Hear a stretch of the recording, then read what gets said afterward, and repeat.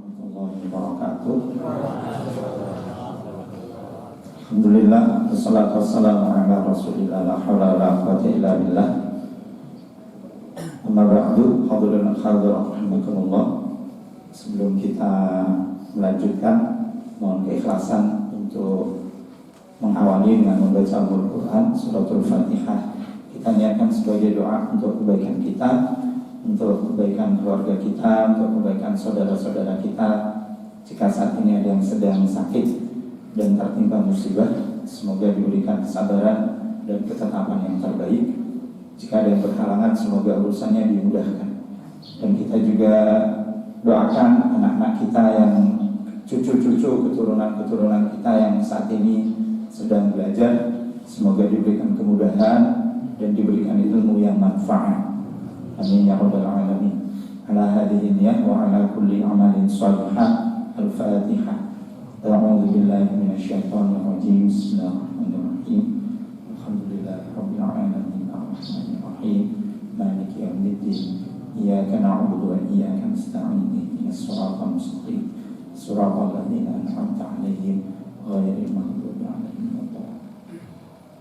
Raditu billahi rabba wa bil islami dina wa bi Muhammadin nabiyya wa rasula. Rabbi zidni ilma warzuqni fahma. Allahumma inna nas'aluka ilman nafi'an wa rizqan tayyiban wa rizqan wasi'an wa amalan mutaqabbalan. Allahumma inna na'udzubika min 'adzabi jahannam wa min 'adzabil qabr wa min fitnatil mahya wal mamat wa min fitnatil masiihid dajjal wa na'udzubika minal hammi wal hazan wa na'udzubika minal 'ajzi wal kasal wa na'udzubika minal jubni wal bukhl wa na'udzubika min ghalabatid dayn wa qahrir rijal wa na'udzubika minal junun wal bala wal waba wal kufri wal faqr.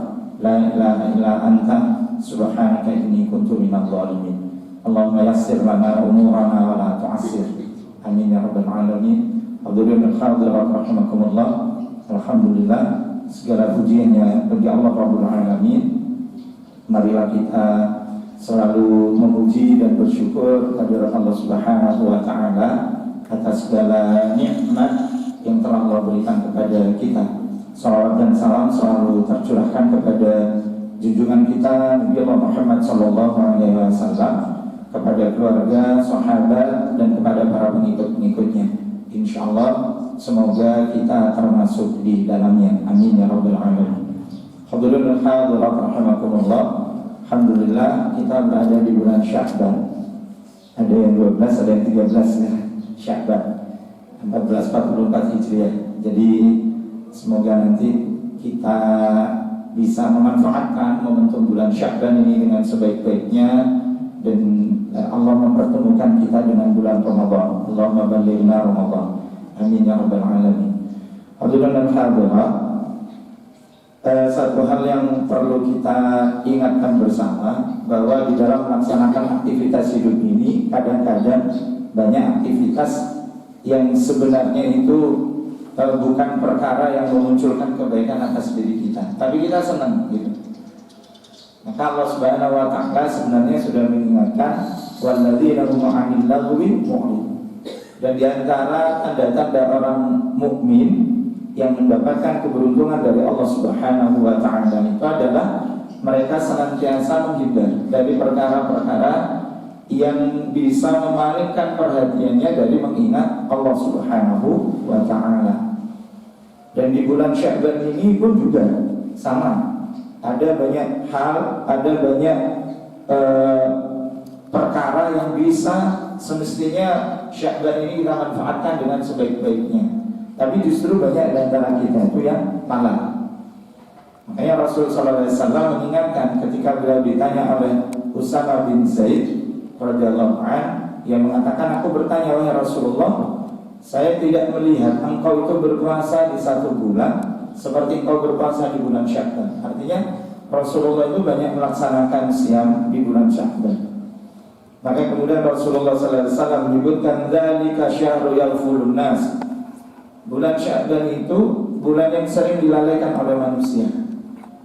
Baina Ramadan, baina Rajab wa Ramadan, karena letaknya itu di antara bulan Rajab dan Ramadan. Ini kita refresh.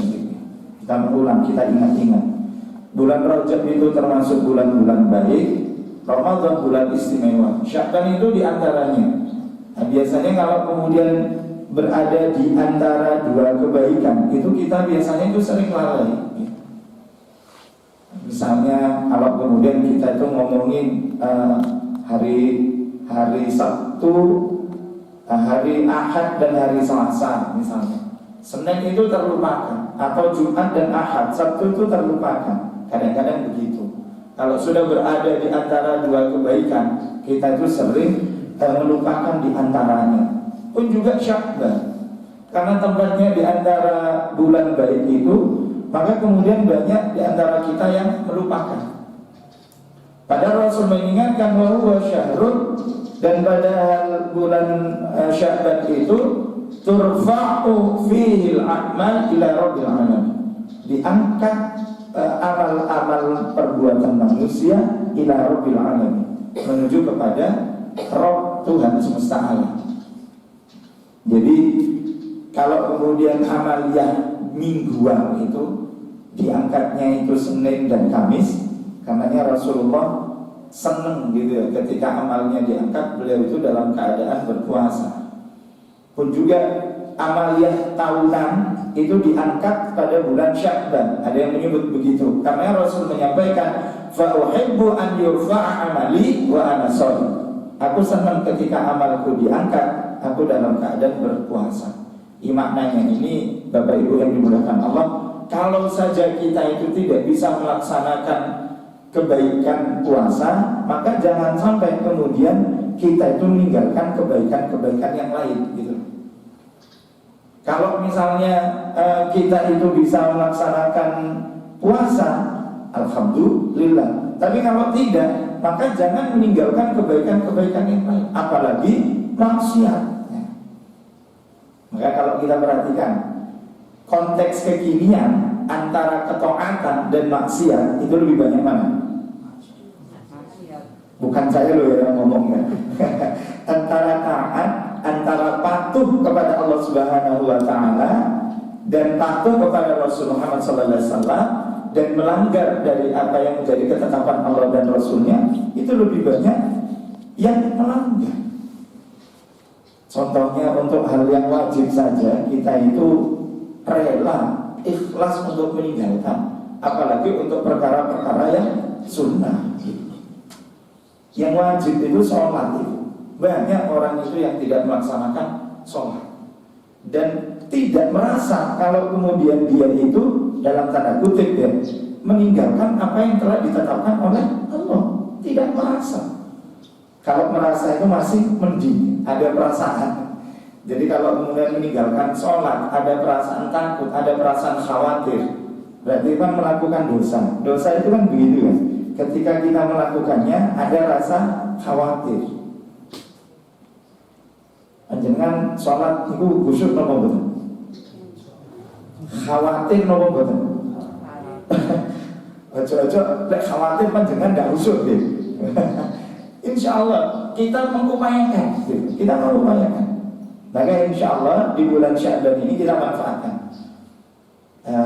Saya tidak bisa puasa Pak karena sebab uzur tertentu misalnya, jangan tinggalkan kebaikan yang lain. Apa? Sholat sunnah, terus kemudian tilawah, terus kemudian banyak hal lain gitu, yang bisa kita kerjakan. Ini saya cuma mengingatkan khawatir sia-sia di bulan Sya'ban. Saya kasih dalam tanda kutip ini, bukan berarti nanti salah, tapi nanti perlu kita refresh.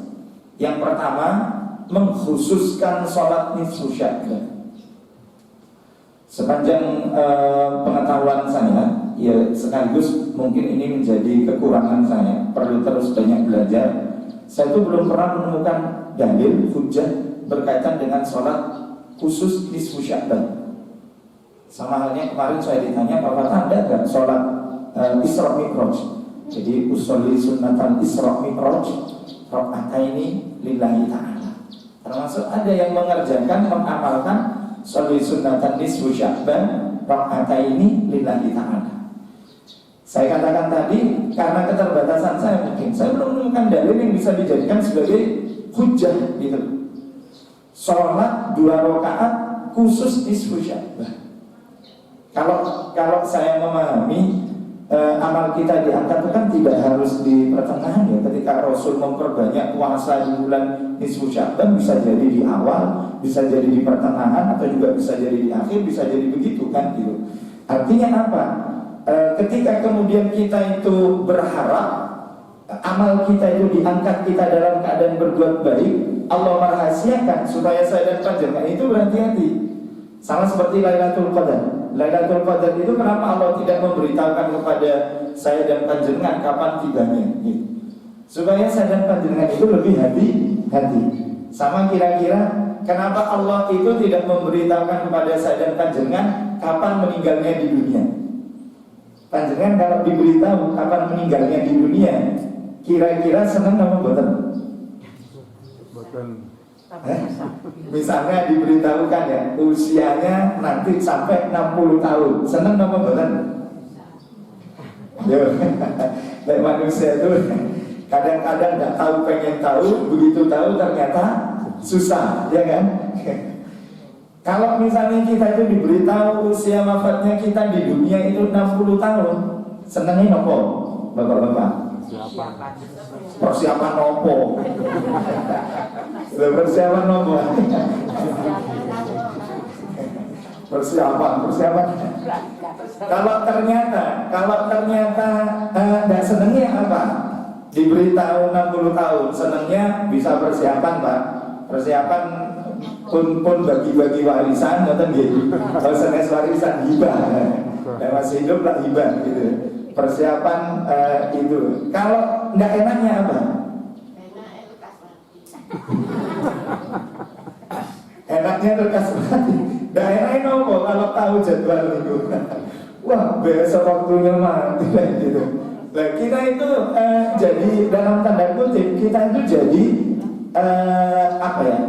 Tidak berhati-hati gitu. Yang saya mohon maaf kaitannya dengan rezeki juga. Misalkan Allah memberitahukan rezekinya saya dan panjenengan, enak napa mboten? Halo. Misalnya Allah pastikan rezekinya bapak-bapak, ibu-ibu, jamaah assalam itu 1 bulan 100 juta, senang napa mboten? Boleh 100 juta. Panjenengan punya 100 juta seneng niku nopo? Kata. Nopo? Kata nggih. Loh, padahal itu untuk yang kerja di pajak kemarin itu ya, cuy 100 juta nih. Loh iya kan? Berarti kata nopo boten kan berarti relatif. Panjenengan 100 juta itu banyak kan? Wah, Masya Allah. Padahal itu licik ilakes itu 65 miliar nih. Masya Allah. Ya ada staf khusus itu kerja 10 tahun naik 20 miliar. Masya Allah. Itu sebulan pintar nih. Entah gitu. Kalau saya dihitung gitu. Ngeluh gitu. Ngeluh ya karena satu tidak ikut punya Pak gitu. Yang kedua nggak bisa bayangin gitu. Ya Allah. Padahal tadi disampaikan sama sekali tidak ada kemanfaatan. Harta anak-anak yang kemudian Allah titipkan atas kita ketika kita itu tidak amanah, itu tidak ada kemanfaatan. Maka kembali Bapak Ibu yang dimuliakan Allah, amalia yang saya dan panjenengan lakukan itu akan diterima oleh Allah jika syaratnya itu 2, ikhlas dan benar. Jadi kalau salat nisfu Sya'ban itu tidak ada penjelasan, mending kita itu melakukan yang sudah diajarkan. Panjenengan sholat tahajud 8 rakaat itu pun kosong mboten. Halo. Mboten gitu. Jadi 8 rakaat itu kita itu niat sholat tahajud itu lebih mulia daripada 2 sholat nisfu Sya'ban yang tidak ada dalilnya misalnya. Panjenengan kalau 8 kurang itu masih bisa ditambahin, kan begitu kan? Ya, makanya itu yang harus kita perhatikan, mengkhususkan. Jadi khawatir kita itu melakukan yang sia-sia. Dua, mengkhususkan baca Quran pada malam nisfu Sya'ban. Mengkhususkan, saya tidak melarang membacanya, karena Sya'ban itu diantara kebiasaan para salafus sholih. Biasa mereka itu menutup lapak mereka cepat-cepat dan kemudian mereka memperbanyak baca Quran. Kalau dulu, kalau pemahaman saya kerja sebulan, maka itu cukup untuk kebutuhan 3 bulan. Buktinya di antara sahabat itu, di antara tabi'in, mereka ketika mempersiapkan Sya'ban menuju Ramadan atau bahkan mulai Rajab begitu, mereka itu dalam tanda kutip untuk urusan mencari maisha, mencari nafkah itu sudah tidak ribet gitu. Makanya ketika Ramadan mereka itu fokus ibadah taqarrub kepada Tuhan Allah. Dan apalagi ketika 10 hari terakhir yang namanya iktikaf 10 hari terakhir, mereka benar-benar tidak pulang, Pak. Mereka sudah benar-benar tidak lagi memperhitungkan apa yang mereka berikan kepada Tuhan, karena yang sudah tersedia. Kalau sekarang kerja 3 bulan cukup untuk 1 bulan. Terbalik ya. Jadi sekarang kalau dulu kerja sebulan cukup untuk 3 bulan, sekarang kerja 3 bulan cukup untuk 1 bulan. Kalau kerja 1 bulan berarti cukup 10. Ya Allah. Tapi saya dan panjenengan tidak usah khawatir. Rezeki itu Allah yang ngatur, begitu kan? Kita itu meskipun tidak bisa makan sehari 5 kali, tidak apa-apa, 3 kali, ya kan? Betul begitu kan? Tidak bisa 5 kali, cukup 3 kali gitu. Ya Allah ya. Kalau kita itu sekarang memperhatikan menjelang Lebaran itu justru kita itu sibuk mencari nafkah, iya kan? Untuk kebutuhan Lebaran kan begitu, untuk kebutuhan mudik ya. Kenapa? Sekarang itu susah sekali untuk mendapatkan pekerjaan. Ada pekerjaan diberikan kepada orang asing. Tidak usah ngomong siapa-siapa, tidak usah ingat apa-apa loh ya. Jadi seperti yang terjadi di Morowali itu kan, gitu kan. Itu kan tambang nikel gitu kan. Itu diberikan kepada swasta. Karena nikel itu kan sumber daya alam untuk kesejahteraan. Berikan kepada swasta dan kemudian swasta itu diberikan kebijakan mengelola plus bahwa orang-orang ahli. Ahli itu apa? Ahli kasar. Bukan tenaga ahli kasar. Makanya muncul kesenjangan sosial kan. Akhirnya apa? Memantik, memicu terjadi iya. Jadi mengkhususkan baca Al-Quran pada malam susah. Jadi baca Al-Quran itu tiap malam, ya kan? Kalau kita itu tidak bisa baca Quran 1 hari 5 juz, tidak apa-apa. Biasanya sehari 5 juz kan? Di subuh 1 juz, zuhur, asar, maghrib, misalkan 5 kali sholat. Masing-masing setelah sholat 1 juz. Kalau kita itu tidak bisa begitu, tunaikan setiap malam. Tidak mengkhususkan setelah malam itu selesai. Bahwa kemudian ada membiasakan baca surah tertentu, tidak apa-apa. Asalkan niatnya taqarrub ilallah dan bukan khusus itu saja. Biasanya ada di tempat saya, dan saya dulu diajarin juga baca surah Yasin 3 kali dan kemudian doa Yasin pertama ini, Yasin kedua ini, Yasin ketiga ini. Panjenengan kalau ditanya baca Yasin 3 kali dan Yasin 5 kali lebih baik mana? Baca Yasin 3 kali dan 5 kali lebih baik mana? 5, karena lebih banyak.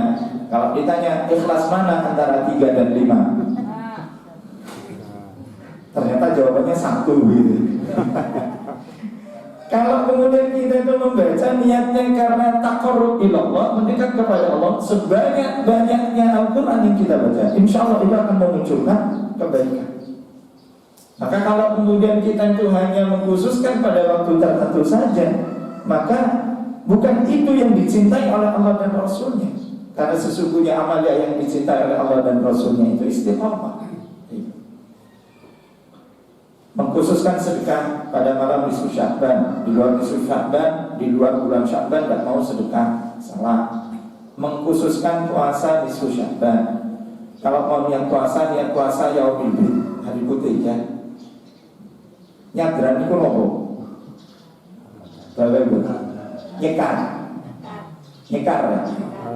Nah, melingkar, membersihkan makam menjelang Ramadan. Biasanya begitu. Harapannya apa? Penghuninya nanti itu biar bisa ikut berbunga-bunga. Ya, karena menjelang Ramadan kan siksa kubur dalam tanda kutip pending, begitu ya. Sebenarnya kalau kemudian kita ngomong ziarah kubur itu tidak ada batas waktu tertentu. Ziarah kubur itu kapanpun kita itu mau ziarah, silahkan, asalkan ingat kita itu ziarah kubur itu niatnya untuk apa? Mendoakan. Yang kedua, zikrul maut, mengingat kematian. Dan ketika kita itu masuk makbarah itu ada etika, kan begitu kan? Jangan masuk ngucapin salam. Ngucapin salam itu langsung sambil lalu. Wa inna insyaallah bikum lahikun, dan sesungguhnya aku nanti akan menyusul seperti kalian, kan begitu kan? Jadi panjenengan masuk makbarah ngucapin salam langsung sambil berlalu, jangan mandek. Mau mandek, kurang ono jawaban Pak. Tidak usah, berlalu saja. Malah melayu gitu. Dan panjenengan termasuk kalau misalnya lewat di makbarah itu kan ada ngucapin salam. Assalamualaikum ya ayat dia. Ya insyaallah bikum lahikun. Sambil lalu. Tidak ada waktu-waktu tertentu. Mau puasa dibersihkan gitu ya. Dan didoakan itu cuma dibersihkan. Dicek gitu kan. Ya gak sih. Setelah itu geletek poso ngerakoso sing ngersi diri. Innalillahi wa inna ilaihi raji'un. Bukan begitu. Jadi ingat ya, kalau mengkhususkan, istilah mengkhususkan ini karena memang bukanlah sesuatu yang khusus, maka itu harus kita tinggal. Nah ini sekali lagi kita ingin juga megengan itu nopo. Selamatan menjelang Ramadan. Boleh nopo betul? Boleh, sedekah. Oh ya, sedekah. Tapi betul, niatnya untuk apa? Kan begitu. Yang panjenengan sedekah ini nopo? Apa nopo rawon?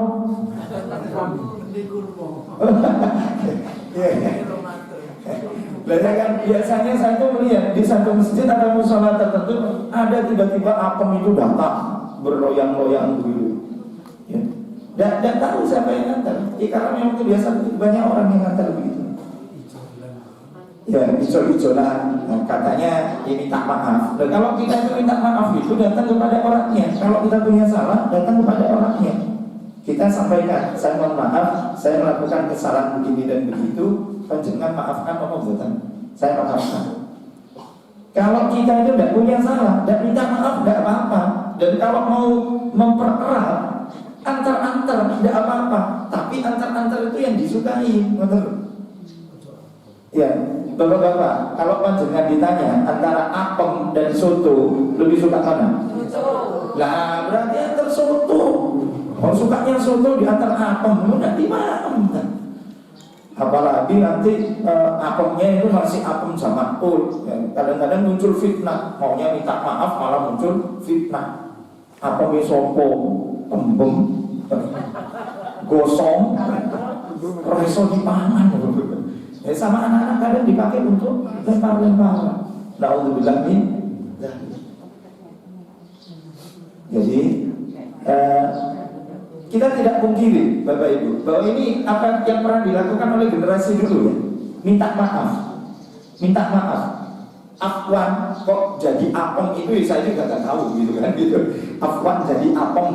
Tapi bahwa kalau nilainya itu minta maaf itu tidak melakukan sesuatu yang semestinya itu sudah kita tinggalkan konteks kekinian. Masa dari dulu kita itu mau ngomong syahadatain tetap sekaten, kan enggak kan? Sekaten itu konon katanya dari syahadatain. Dulu belum bisa. Sekarang kita itu sudah bisa syahadatain gitu. Ya sudah kita itu ngomong syahadatain. Apa yang pernah terjadi pada masa lampau dan itu kemudian sekarang kita itu sudah bisa, maka itu harus kita ubah. Jangan tetap saja. Ya, ini saya mengingatkan ada doanya malaikat Jibril an Abi Hurairah anna Rasulullah sallallahu alaihi wasallam ruqyal mimbar. Jadi suatu ketika Rasulullah sallallahu alaihi wasallam itu naik ke atas mimbar dan kemudian beliau berkata, faqala amin amin amin. Kemudian sahabat yang mendengar itu bertanya, faqila lahu, bertanya sahabat kepada beliau, ya Rasulullah wa ya Rasul, ma kunta tasna'u hadza, apa yang menyebabkan panjenengan itu melakukan ini atau mengucapkan ini, amin, amin, amin, sampai 3 kali. Maka kemudian Rasulullah SAW menyampaikan, faqala, Rasul mengatakan, qala li Jibril, berkata kepadaku Jibril. Jadi waktu Rasul naik mimbar itu, Jibril itu berkata, berdoa. Jadi mimbarnya Rasulullah itu kan memang bertingkat-tingkat. Jadi bertingkat. Jadi ketika beliau naik, Jibril mengatakan, Allahu an fa'addin aw ba'da dakhala Ramadan falam yughfar lahu. Semoga Allah menghinakan ya seorang hamba ketika dia itu memasuki bulan Ramadan, ya, falam yughfar lahu, maka dia tidak mendapatkan ampunan dari Allah di bulan itu. Fakultu, maka aku mengatakan, kata Rasulullah, amin. Jadi ini maknanya apa? Bapak-bapak, ibu-ibu yang dimuliakan Allah, kalau kemudian ada seseorang menangi itu nopo, mendapati gitu ya, mendapati bulan Ramadan, sementara Ramadan itu adalah bulan yang penuh kemuliaan, penuh maghfirah. Tapi jika ada seorang itu berada pada momen Ramadan, tapi dia itu tidak mendapatkan ampunan Allah, maka itu akan terhinakan. Na'udzubillah min dzalik. Kalau Jibril yang berdoa dan yang mengamini itu Rasul, makbul apa belum? Dahsyat ini Bapak Ibu yang dimuliakan Allah. Artinya sebenarnya Rasul itu ingin memberikan isyarat kepada saya dan panjenengan bahwa ada di antara umat manusia itu yang dihinakan oleh Allah. Kapan? Ketika mereka mendapati Ramadan, mereka itu tidak memanfaatkan momen Ramadan itu dengan sebaik-baiknya. Ini sengaja saya ingatkan, ini dekat-dekat dengan Ramadan kan? Jangan kemudian kita tuh mengatakan maksiat itu, mohon maaf, semata-mata meninggalkan sholat, semata-mata meninggalkan puasa Ramadan. Bukan hanya itu, kemaksiatan yang besar yang kita itu sebenarnya tampak tapi seolah-olah tidak tampak itu adalah apa? Bapak Ibu yang dimuliakan Allah, ketika muamalah kita tidak mau menjadikan aturan-aturan Allah dalam kehidupan kita, dalam muamalah. Kalau dalam ibadah, insya Allah ya, saya dan panjenengan sholat. Meskipun ada sekarang orang nggak sholat itu biasa, gitu. Kenapa? Sholat itu sing penting hati nih, ya. Hati nih eling, hati nih api ambil uang, rasa sholat, raupopo. Ya kan begitu kan? Gitu. Dan yang penting hati ini, gitu.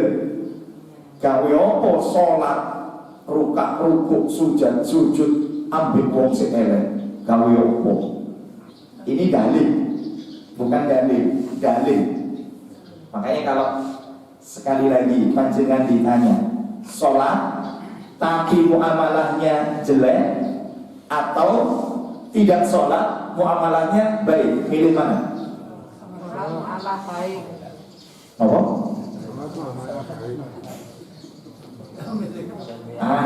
Mending gak milih semuanya. Oh iya, mending gak milih semuanya. Karena pertanyaannya milih mana? Kalau panjenengan suruh bikin pernyataan, gitu ya, pilih sholat muamalah baik, tuh gitu loh. Jadi ketua RT itu muamalah apa bukan? Muamalah kan? Harus baik apa enggak? Baik. Harus baik apa enggak? Harus baik. Pak RT baik apa bukan? Baik. Ada enggak Pak RT di sini? Ada. Pak RT baik ya? Saksikan RT kita di sini. RT 5. RT 5 RW 1. Saksikan Bapak Ibu, apakah Pak RT 5 RW 1 orangnya baik? Kayak RT mati ya. Baik ya. Saksikan Bapak Ibu apakah Pak RW 1 Balai Arjosari ini orangnya baik? Baik. Suka bulet napa mboten nek ngurus-ngurus? Nari napa mboten? Wah, alhamdulillah bisa dipilih kembali. Loh, Pak RT, purun napa mboten panjenengan dipilih malih? Loh. Saya jawab Bu RT ini. Suami saya yang RT Pak itu sing ribut saya. Tapi insya Allah saya doakan RT 2024 bayarannya 10 juta. Purun apa mboten? Langsung purun. Loh, RT kan mau amalah. Gubernur niku mau amalah napa mboten? Harus baik apa enggak? Harus. Presiden itu mau amalah napa mboten? Harus baik apa enggak? Kalau ada presiden yang baik mestinya diapakan? Oh, jenengan enggak disuntik, saya yang disuntik. Ya dinasehatin, gitu loh. Dinasehatin. Nah, kalau ada yang tidak benar, mereka ini juga manusia. Kemarin itu saya. Oke. Dan kalau double itu tambah dinasehatin. Wis double pengen nambah meneh gitu ya gitu. Pak RT, ada nggak Pak RT double yang pengen nambah? Kok Pak RT itu kok jarang orang sing double gitu. Soalnya RT ya, bayarannya kurang gitu ya. Tapi insya Allah nanti semua RT itu maju dan meminta usulan. Berapa periode? Kalau kemarin kan Kades 9 tahun ya. RT berapa nih? 6 tahun. 10 tahun kali 3 periode. Dengan masing-masing jabatan 1 bulan mendapatkan bayaran 20 juta. Sepakat? Sepakat. Alhamdulillah. Loh iya kan? Loh RT itu senjata utama di masyarakat loh. Iya kan? Gubernur tidak tahu apa-apa, Pak RT yang tahu apa-apa, ya kan? Sudah gitu kerjaannya paling sorot. Gimana Pak RT? Betul kan? Betul. Makanya setelah habis masa jabatannya pengen segera selesai dan tidak ingin dipilih lagi. Kenapa? Bayarannya surga, ya? Bayarannya surga, kan begitu? Sama seperti pengurus masjid. Takmir masjid berapa? Dibayar? Takmir masjid asal. Ya, berapa Pak? Oh, bayarannya tidak ada batasannya. Pantesan bisa seumur hidup ini. Ya Allah. Jadi hati-hati. Banyak di antara manusia itu yang tidak memanfaatkan momen Ramadan. Kita lihat Ramadan itu ya, orang biasa saja seperti di luar bulan Ramadan. Terutama apa? Muamalah itu tadi. Sering orang yang mendapatkan amanah akhirnya karena terbiasa khianat, Ramadan pun tetap khianat. Paling khianatnya itu sembunyi-sembunyi. Tapi kita lihat sekarang khianat itu sudah terang-terangan. Biasa berbuat zalim, Ramadan pun tetap zalim. Na'udzubillah min dzalik. Yang kedua, sumakal kemudian Jibril berkata lagi, radhi ma'an fu'addin aw ba'uda adraka walidain aw ahadahuma lam yudkhilhul jannah faqultu amin. Jibril itu kemudian mengatakan terhinalah ya seseorang yang ketika mendapati kedua orang tuanya masih ada dan atau satu di antara keduanya tapi mereka itu tidak mendapatkan surga. Rasul mengamini, amin. Ini birrul walidain, Bapak Ibu. Jangan sampai kita ini ketika ada orang tua, kita masih ada, dan atau satu di antara keduanya masih ada, surga itu tidak kita dapati. Orang tua itu tiket masuk surga. Makanya ketika kita itu omongannya lebih tinggi daripada orang tua itu sudah dianggap durhaka.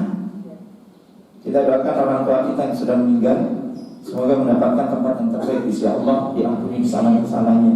Allahumma fir lahum warhamhum wa'afihim wa'fu anhum wa akrim nuzulahum wasi' mahfalahum.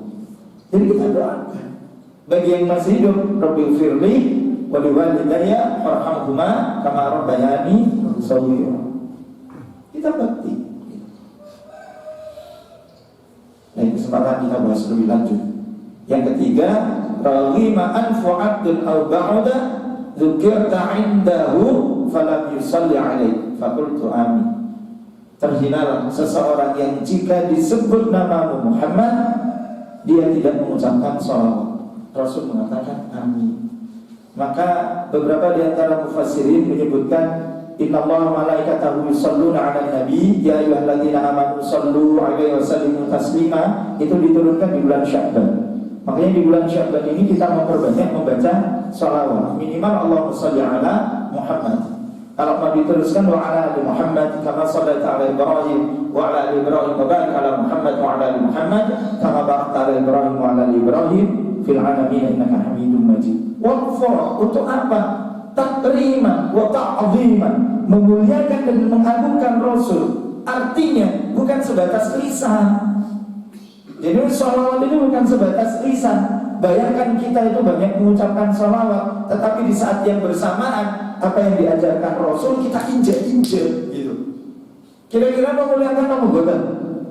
Kira-kira mengagungkan atau menghinakan?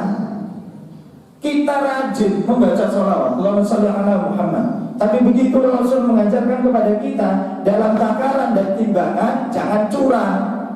Sholawatan tapi masih curang dalam takaran dan timbangan. Tidak boleh begitu. Itu namanya pelecehan. Mohon maaf ya. Memperingati kelahiran Rasulullah SAW tapi masih berbuat zalim. Nah, itu bukan memuliakan namanya. Apalagi ada kalimat maklumah masih orang sholat rapopo, sing penting ake-ake mocong sholawat. Setuju? Kita itu dosanya banyak, tidak apa-apa. Asalkan pada bulan Rabiul Awwal kita itu mengingat kelahiran Rasul, meskipun dengan sebiji salah, Allah akan hapus dosa-dosa kita. Bisa jadi ya. Tapi bukan berarti kemudian meninggalkan syariatnya, gitu loh. Ngapunten gitu. Ini yang sering kita perhatikan, gitu. Kita bersoal kepada Rasul Muhammad SAW, tapi di saat yang bersamaan apa yang beliau perintahkan, apa yang beliau larang atas diri kita itu kita injak-injak. Itu kan berarti kan penghinaan namanya. Padahal sholawat itu satu sholawat Allah itu akan memberikan doa itu 10 kepada kita. Sholawat itu makna doa kan? Gitu. Kalau kemudian kita bersalat kepada Rasul Muhammad itu bukan berarti mendoakan supaya beliau selamat. Beliau tidak didoakan itu sudah dijamin keselamatan oleh Allah. Kalau kita membaca salawat kepada beliau itu agar Allah itu memberikan kebaikan itu kepada kita, gitu. Kalau orang-orang kafir kan tidak begitu ya. Masa ikut perintah Nabi yang didoakan supaya selamat. Rasulullah itu tidak didoakan oleh kita. Sudah mendapatkan jaminan keselamatan dari Allah. Sudah mendapatkan jaminan surga. Rasul salat nama betul. Salat nama betul. Oke, kita belum ada jaminan. Banyak baca sholawat, tiba-tiba diampuni, tidak usah sholat, tidak apa-apa. Kalau kita sholawat, berarti kita itu akan sholat. Kenapa? Karena sholat itu bagian dari syariat. Kalau kita sholawat, berarti kita itu akan adil. Kenapa? Adil itu bagian dari syariat. Ingat Pak RT, adillah kepada warganya. Siap? Saya ingetin Pak RT, karena yang paling dekat kan Pak RT ya. Semoga ini didengar oleh Pak RT, Pak RT-nya Indonesia. Sinten RT-nya Indonesia? Ya, semoga. Ya. Kenapa? Kita kan ada kebaikan begitu. Makanya Bapak Ibu yang dimuliakan Allah, ikhlas dan benar yang kita lakukan. Meskipun demikian, ini ada beberapa tips untuk istiqomah. Kurang berapa menit? Lebih 3 menit dari turun. Nambah berapa menit biasanya? 5 ya? Oke.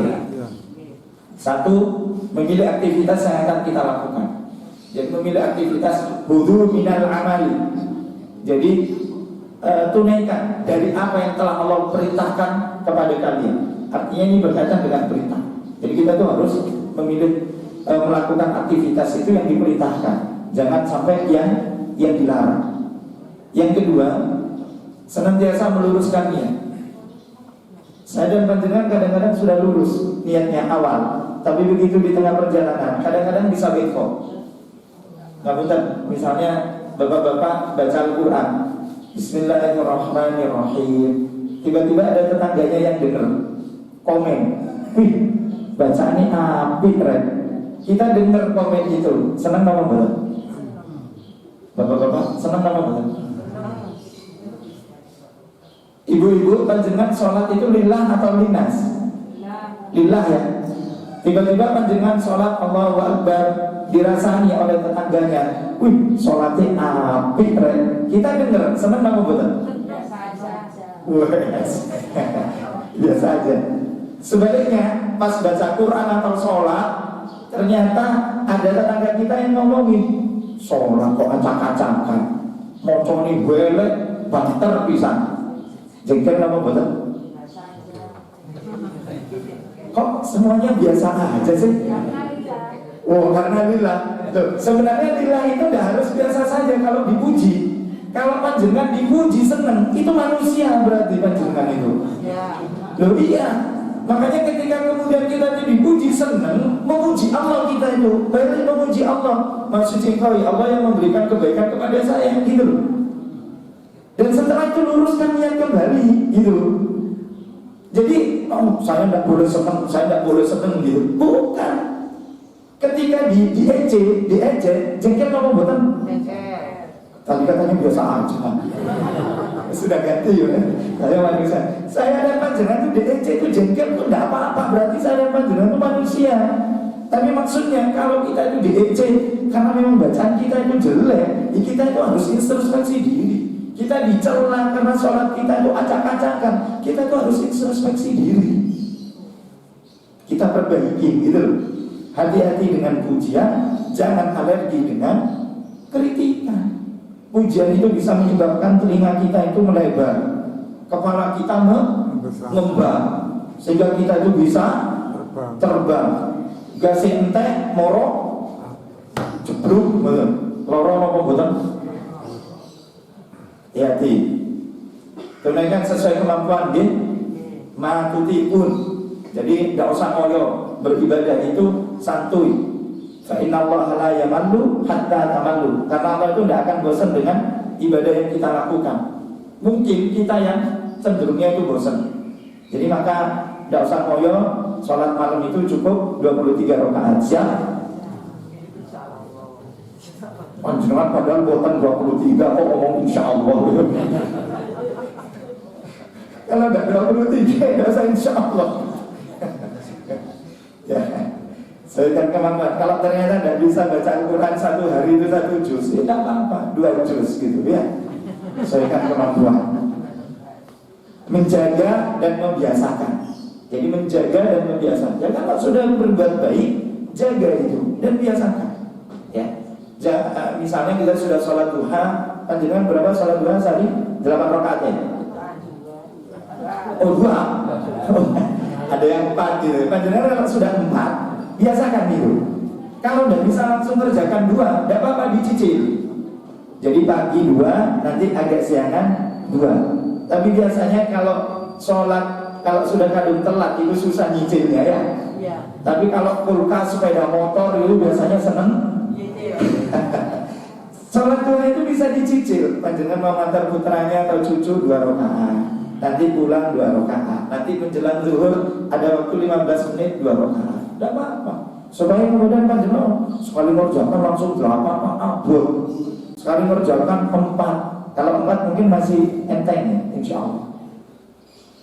Yang kelima, jangan menunda. Jadi kalau sudah biasa, jangan entar. Jangan, langsung tunaikan. Begitu muncul kesempatan, langsung ambil kesempatan itu, segera tunaikan. Kalau ternyata besoknya, kalau ternyata hari ini kita tidak sempat, besoknya kita itu harus nyaur. Ini gantinya yang kemarin, meskipun sunnah ya. Ini untuk memfokuskan kita supaya kita itu bisa istiqomah. Panjenengan berinfak sebulan 30.000, dengan sehari 1.000. Panjenengan mana yang akan panjenengan lakukan? Sebulan sekali 30.000 atau setiap hari 1.000? Mana yang panjenengan lakukan? Kalau bisa itu tiap hari 1000, tidak usah. Sebenarnya sama aja kan nilainya. Sebulan nih saya, setelah ini sebulan saya wis sah gitu. Tidak masuk. Jangan. Kalau bisa itu tiap ada kesempatan kita masukkan 1000. Memang ini tidak sederhana, tapi ini melatih kita untuk istiqomah. Termasuk juga sholat malam, termasuk juga zikir, termasuk juga tilawah Quran, termasuk juga istighfar, termasuk juga sholawat, termasuk kita baik dengan tetangga, termasuk kita membiasakan jujur dalam takaran dan timbangan, termasuk juga kita itu adil dan amanah ketika kita itu memimpin, termasuk ketika kita itu berbuat baik dengan sesama. Insya Allah kalau biasa, maka itu bukanlah terasa berat bagi kita. Semoga Allah memberikan kebaikan dan semoga Allah mengampuni kesalahan-kesalahan kita. Mohon maaf lahir dan batin. Subhanakallahumma wa bihamdik, asyhadu an la ilaha illa anta, astaghfiruka wa atubu ilaik. Assalamualaikum warahmatullahi wabarakatuh. Waalaikumsalam.